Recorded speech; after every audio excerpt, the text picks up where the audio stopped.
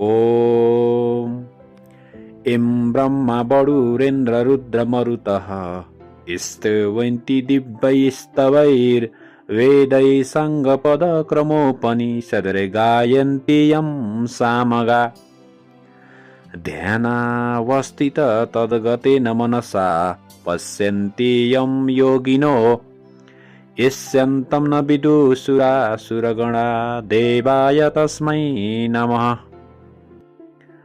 श्रीमच्चन्दनचर्चितजलपू शुक्लम्बरा मल्लिका मालालङ्कृतकुण्डला प्रबिल सन्मुक्तावली शोभिता सर्वज्ञाननिदानपुस्तकधरा रुद्राक्षमालाधरा वाग्देवी वदनाम्बुजे वसतु मे त्रैलोक्यमाता चिरम् मूकं करोति वाचालं पङ्गुं लङ्घयते गिरिं यत्कृपातमहं वन्दे परमानन्दमाधवम्। नमो भगवते तस्मै व्यासायामिततेजसे यस्य प्रसादवच्छमि नारायणकथामिमाम्। नारायणं नमस्कृत्य नरं चैव नरोत्तमं देवीं सरस्वतीं व्यासं ततो जयमुदीरयेत्। अथः चतुर्दशो अध्याय। कुमारजी आज्ञा गर्नुहुन्छ हे अगस्त्य मुनि। त्यसपछि पार्वतीले श्री स्वस्थानी परमेश्वरको प्रसाद 8 रोटी 8 अक्षता 8 बेली पुष्प 8 पान 8 कुडका सुपारी सगुन समेत हे स्वामी अब मेरो तपस्या पूर्ण भयो। बालककालदेखि हजुरलाई पति पाउँ भनी धाइरहेकी थिएँ, बल्ल इच्छा पूर्ण भयो भनी महादेवका हातमा प्रसादी साष्टाङ्ग प्रणाम गरिन्द्र। हे आदिपुरुष श्री स्वस्थानी परमेश्वरको व्रतको प्रभावले मैले हजुर जस्ता स्वामी पाएँ। म अझ अरू केही बिन्ती गर्छु। यो संसारमा कोही दरिद्र छन्, कोही दुखी छन्, कोही पापी छन्, कसैका स्त्री छैनन्, कसैका पुरुष छैनन्। अतः यो व्रत प्रकाश गरिदिन पाए त्यस्ता सबैको कल्याण हुनेछ। यति पार्वतीले भनेको सुनि महादेव आज्ञा गर्नुहुन्छ हे प्रिय, तिमी धन्य रहेछौ। संसारका दुखी दरिद्री प्रति तिम्रो मनमा यस्तो दया रहेछ। अब यसको उपाय सुन। पहिले अश्वत्थामा ऋषिलाई डाक्न पठाई उनलाई रसातल पातालमा पठाऊ, त्यहाँ उनले यो व्रत प्रकाश गरिदिनेछन्। यति महादेवले आज्ञा गरेपछि पार्वतीले अश्वत्थामा ऋषिलाई डाक्न पठाइन्। उनी आएपछि शिव पार्वतीलाई प्रणाम गरेर हे भवानी शङ्कर, मलाई के कामले डाक्नु भयो भने सोधे। अनि पार्वती आज्ञा गर्दछिन् हे अश्वत्थामा, तिमी रसातल पातालमा जाऊ र त्यहाँ जो दुखी छन्, जो दरिद्र छन्, जो पापी छन्, जसका स्त्री छैनन् र जसका सन्तान छैनन्, तिनलाई यस्तो विधिले व्रत गराऊ भनी आफूलाई विष्णुले उपदेश गरे। जै सारा व्रतविधि बताइन् र पाताल जाने विधा दिइन्। पार्वतीको आज्ञा सुनि अश्वत्थामा ऋषिले शिव पार्वतीलाई प्रणाम गरी रसातल पातालमा गए।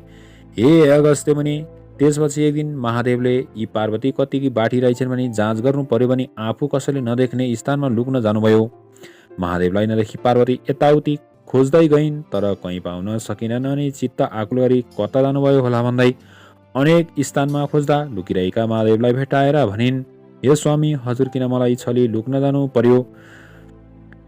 जानुभयो? म राम्री भइन कि हजुरको मन परिन कि मलाई किन छाडेर अन्त जानुभयो? पार्वतीले त्यसरी भनेको सुनि महादेव केही पनि नबोली मनमनै भन्न लाग्नुभयो, यी पार्वतीले मलाई यसै छाड्ने भएनन्। अब रूप फेरेर अर्कै रूप धारण गरी वन विहार गर्न जान्छु भने निश्चय गरी अन्तर्धान भएर श्लेषमान्तक वनमा किराँतीको रूप धारण गरी शिकार खेल्दै हिँड्न लागे।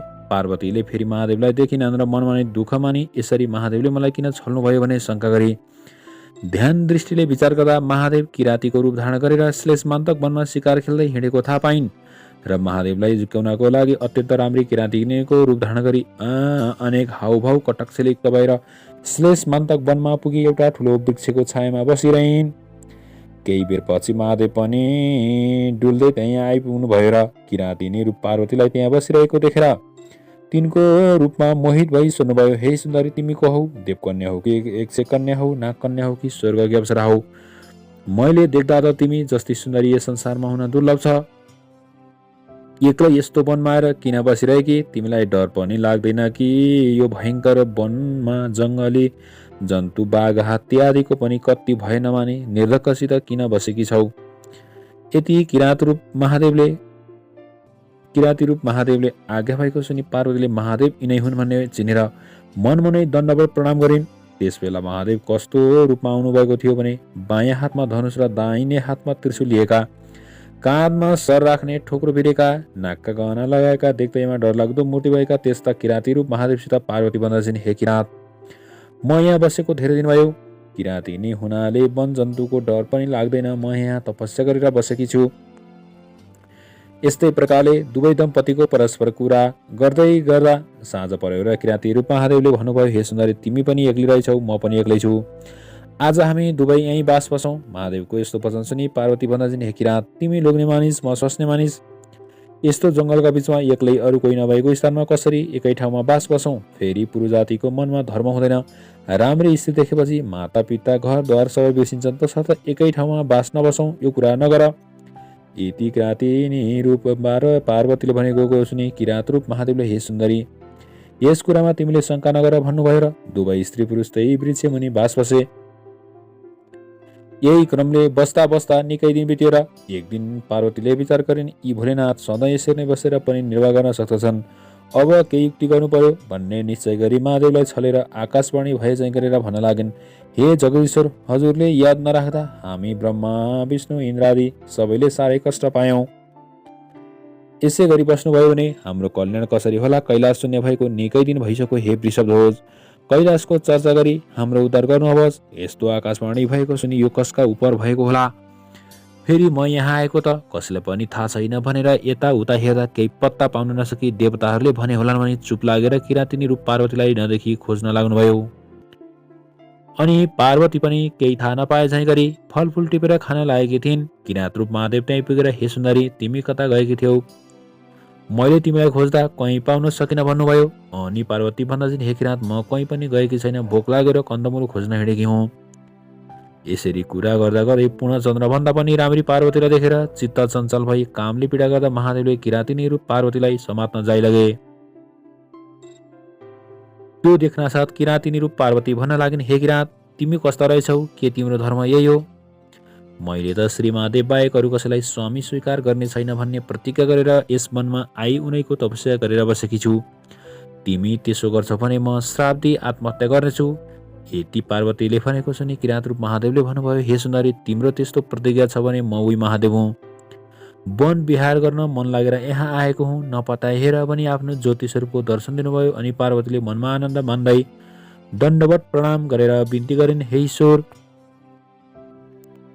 अब मेरा माता पिता कहाँ कन्यादान लिन हिँड्नुहोस्। यति सुनेर हुन्छ भने किरातिनी रूप पार्वतीका पछि लागेर गए। केही बेरमा हिमालय पर्वतका घर पुगे अनि महादेवलाई यिनी त पार्वती पो रहेछन् भन्ने ज्ञात भएर मलाई छली आफ्ना माता पिता कहाँ ल्याइन्। अब कसो गरौँ भने लाजमा नै त्यहाँबाट अन्तर्धान भई किरातेश्वर शिवलिङ्ग भएर श्लेषमादक वनको उत्तरतिर गई बसिरहनु भयो। फेरि महादेवलाई नदेखेर चिन्ताग्रस्त भएकी पार्वतीले ध्यान दृष्टिले हेर्दा किरातेश्वर शिवलिङ्ग भएको थाहा पाई पार्वती पनि नित्य बागमतीमा स्नान गरी किरातेश्वर शिवको ध्यान र षोडशोपचारले पूजा गर्दै तपस्या गर्न लागिन्। पार्वतीले स्नान गरेकी हुनाले त्यस स्थानको नाम गौरीघाट भयो। जो मनुष्य गौरीघाटमा स्नान गरेर किरातेश्वरको दर्शन गर्ला त्यसका सबै पाप नाश भएर सुख शान्ति भई यस लोकमा अनेक भोग भोगी परलोकमा कैलाशवास होला। यमुने त्यही क्रमले पार्वतीले कठोर तपस्या गरेको देखि शिवजी प्रसन्न भएर आफ्नो ज्योति स्वरूपको दर्शन दिए। अनि पार्वतीले अत्यन्त हर्षसाथ शिवका पाउमा दण्डवत गरी अञ्जली जोडेर बिन्ती गरिन्, हे स्वामी, हजुरले मलाई किन यसरी बारम्बार दुःख दिनुभयो? म हजुर कि मन परिन कि भनी अनेक विस्मात गरेको सुनि प्रत्यक्ष भएर पार्वतीले अङ्कमाल गरी काखमा राखेर त्यहाँबाट अन्तर्धान भई हिमालयका घर जानुभयो। त्यसरी छोरी ज्वाइँ घरमा आएको देखेर हिमालयले अत्यन्त आनन्द मान्दै सिंहासनमा राखेर 84 व्यञ्जन तयार पारी भोजन गराए। त्यहाँ 2-4 दिन बसेपछि एक दिन महादेवले पार्वतीसित भन्नुभयो, हे प्रिय, कैलाश शून्य भएको धेरै दिन भइसक्यो, अब यहाँ बसेर के गर्नु छ? कैलाश जाउँ, हिँड, तिम्रा माता पितासित बिदा माग्न जाउँ। यति पनि दुवै दम्पति गएर हिमालयसित भन्नुभयो, हे पिता, सती देवी मरेदेखि आजसम्म कैलाश शून्य छ, अब बिदा पाए कैलाश जाने थियौँ। महादेवले आफूलाई हे पिता भनेर सम्बोधन गरेको सुनि हिमालय अत्यन्त प्रसन्न भई बिन्ती गर्दछन्, हे त्रैलोक्यनाथ, समस्त अखण्ड ब्रह्माण्डका सकल देवताहरूका पितामह, हजुरले अज्ञानीलाई जस्तै मलाई हे पिता भन्नुभयो। अब मेरो समस्त अज्ञान नाश गरी सुच्च ज्ञान प्रदान गर्नुहोस्। सदैव हजुरको भक्तिमा मेरो चित्त लागिरहोस्, हे शशिशेखर। पहिले पूजा गर्दछु भनी छोरी ज्वाइँ दुवैलाई नाना वस्त्र अलङ्कार पहिराई सिंहासनमा बसाली षोडशोपचारले पूजन गरी भोजन गराई अञ्जली जोडेर स्तुति गर्न लागे, हे भवानी शङ्कर, जस्तै समुद्रका घर लक्ष्मीनारायण बस्दा समुद्रलाई आनन्द भएथ्यो, त्यस्तै तपाईँ दुवैजना मेरो घरमा बसिदिनाले मलाई आनन्द भइरहेको छ। हे ईश्वर, हजुर कस्ता भने आफ्नो मायाले यो समस्त ब्रह्माण्डमा व्याप्त भएर रहने यस्ता हजुरलाई कोटी कोटी नमस्कार। फेरि समुद्र मन्थनमा निस्केको कालकोट विषले संसार दग्ध हुन लाग्यो र हजुरले त्यो विष कण्ठमा राखी रक्षा गर्नुभयो र नीलकण्ठ नाम रह्यो, यस्ता हजुरलाई कोटी कोटी नमस्कार छ। हे विश्वम्भर, आफूले सृष्टि गरी आफै संहार गर्ने यस्ता हजुरलाई कोटी कोटी नमस्कार छ। हे परब्रह्म, त्रिपुरेश्वर दैत्यलाई मार्दा हजुरको रथका अवयवहरू कस्ता थिए भने पृथ्वी नै रथ, 4 वेद, रथका 4 घोडा, चन्द्र सूर्य रथका पाङ्रा, ब्रह्म सारथी सुमेरु पर्वत धनु शेषनाग ताँदो र विष्णु भगवान बाण गरेर मार्ने यस्ता हजुरलाई कोटी कोटी नमस्कार छ। हे युगनायक, ब्रह्म पनि तपाईँ, स्थावर जङ्गम पनि तपाईँ, यमका यम पनि तपाईँ, नारायण पनि तपाईँ, सतरज तम त्रिगुण पनि तपाईँ, जीवन र मृत्यु पनि तपाईँ, देवताका देवता पनि तपाईँ, अनाथका नाथ पनि तपाईँ, विश्वरूप पनि तपाईँ, अष्टवसु र द्वादशादित्य पनि तपाईँ, दिक्पाल पनि तपाईँ, सम्पूर्ण ब्रह्माण्डका प्राणीको हृदयमा बसी पाप पुण्यका साक्षी भइरहेका पनि तपाईँ। हे शम्भो, हजुरको महिमा वर्णन गर्न शेषनाग सरस्वती र ब्रह्माले पनि नसकेको म कसरी सक्नेछु। यसरी हिमालय पर्वतले स्तुति गरेको सुनि महादेव प्रसन्न भएर हँसिलो मुख पारी, हे गिरिराज, तिम्रो श्रद्धा भक्ति देखेर म प्रसन्न भएँ, सदैव मेरो भक्तिमा चित्त लगाई अन्त्यमा कैलाशवत प्राप्त गरे। अब हामी जान्छौँ भने हिमालय पर्वत र मेनकासित बिदा भई साँडेमा चढेर पार्वतीलाई काखमा लिई कैलाश पर्वतमा गएर प्रथम गणसहित भई आनन्दले रहँदा भए। इति श्री स्कन्द पुराणे केदारखण्डे माघमात्म्ये कुमारकस्ते संवादे श्री सुस्तानी परमेश्वरी व्रत कथायां शिव पार्वती कैलास प्रवेशो नाम चतुर्दशो अध्याय।